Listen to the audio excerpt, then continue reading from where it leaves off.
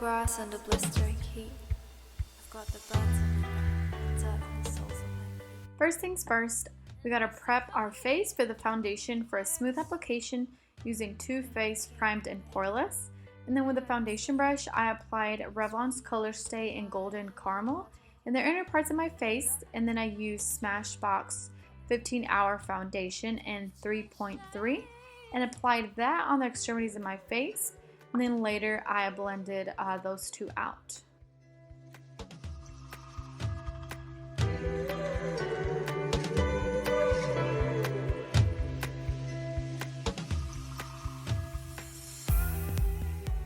To make my shadow last as long as possible, I then prime my lid with Too Faced Shadow Insurance Primer using a flat foundation brush.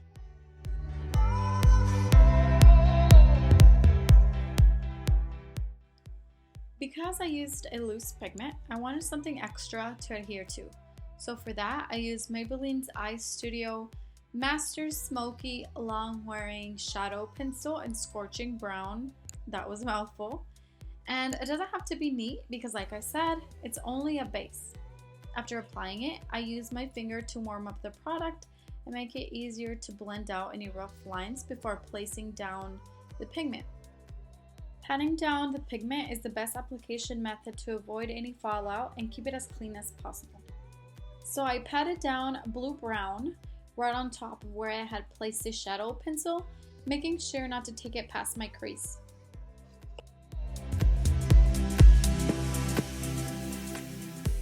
For a coppery smoked out effect, I use an angled brush to pat down brown script on my crease and then carefully blended it out with a clean blending brush.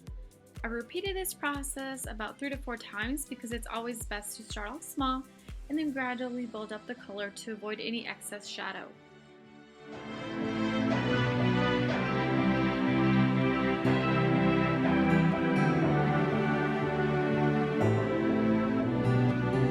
When I met you in the summer, to my heartbeat sound, we fell in love as the leaves turn brown. And we can be together, baby, as long as skies are blue. You act so innocent now, but you like so soon.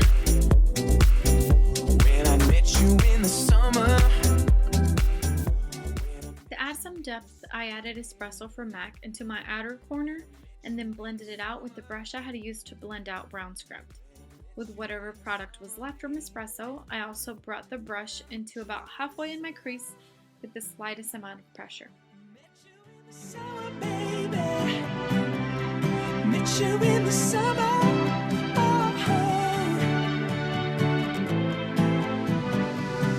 When I met you in the summer, to my heartbeat sound. Here, I decided to go back in with brown script and packed it in my crease and blended it out so that it wouldn't get lost after espresso.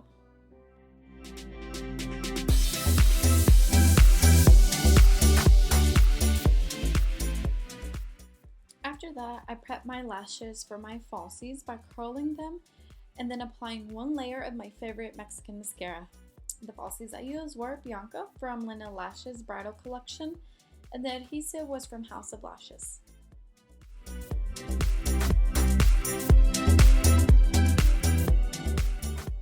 Going along with a smoky look perfect for fall, I blended out brown script on my bottom lash line and then placed espresso even closer to my lashes.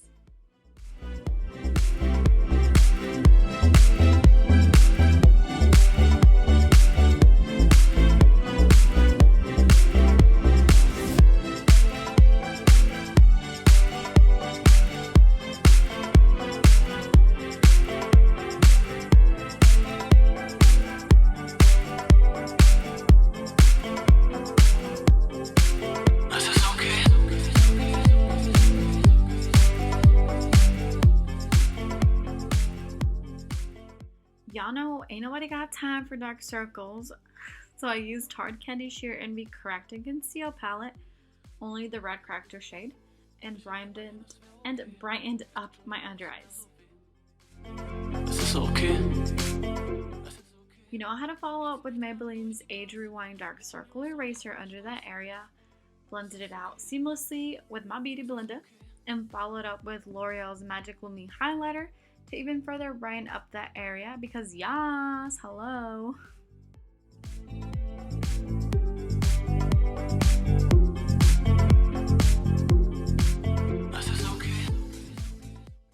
I also applied Magic Lumi Highlighter down the bridge of my nose and on my forehead, and a little on my chin for some extra highlight.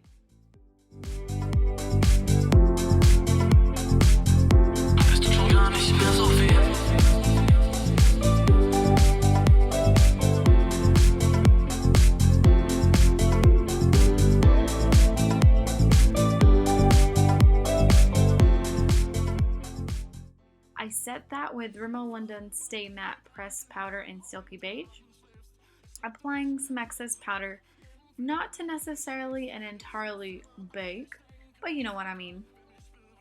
For my cheek contour, I love using MAC's Pro Sculpting Cream in Coffee Walnut because the shade is very similar to the natural shadow the hollows of my cheek already have. So I applied that using a foundation brush and blended it out with a small face brush from MAC, taking any excess product up into my temples and top of my forehead.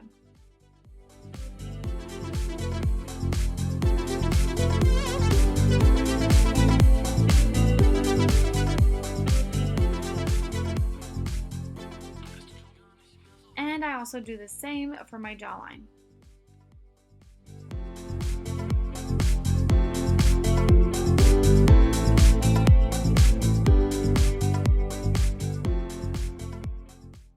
Like I've mentioned in the past, I like to add a warmer shade right above my contour, so to make the contour appear a little softer and more natural. In this case, I use the medium to tan contour kit by Anastasia Beverly Hills.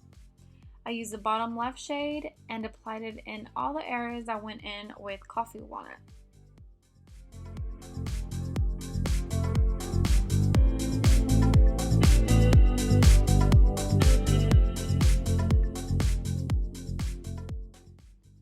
I wanted my lashes to look more defined, so I used Maybelline's Lash Sensational Mascara to do the job.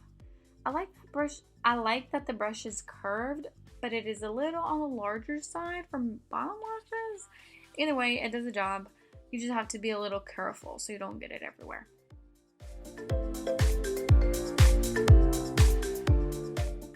I decided against black liner because I honestly hardly ever wear black liner. It's rare when I do. And also because I wanted the look to be grungy, but not too grungy, you know what I mean? So I used Risque Technical Liner from MAC and applied it on my waterline. Now, Coralista from Benefit Cosmetics was the winning blush for this look because 1, I didn't want anything too crazy going on with the cheeks because of the dramatic eye look, and 2, it provided the highlighter all in one.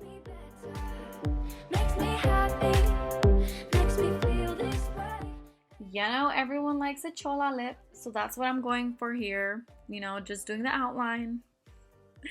Just kidding, guys. I used Night Moth lip liner and Film Noir, hope I'm pronouncing that right, lipstick. They're both from MAC, and I use that for my lips.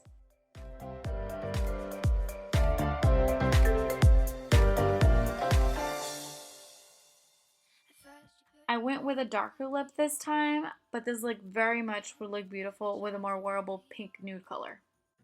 We stare into each other's eyes, and what we see is no surprise. Last but not least, I wanted to make sure to clean up the edges of that lip combo, so I used NYX's 3C palette to take care of it.